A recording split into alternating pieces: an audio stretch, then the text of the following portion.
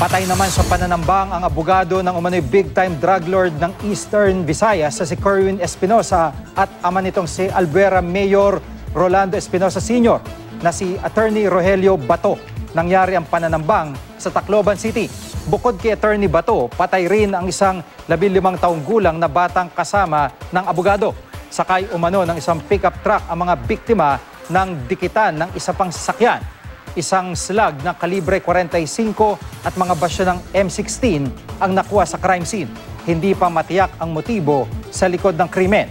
Kahapon ibinunyag ng Albuera Leyte PNP na mayroon pa umanong mas malaking amo ang anak ni Mayor Espinosa na si Kerwin.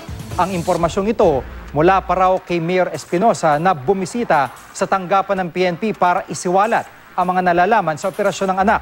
Hindi naman muna pinangalanan ng Albuera Police ang nasabing mas malaki pa umanong drug lord kay Kerwin dahil ipapaalam daw muna nila ito sa matataas na opisyal ng PNP.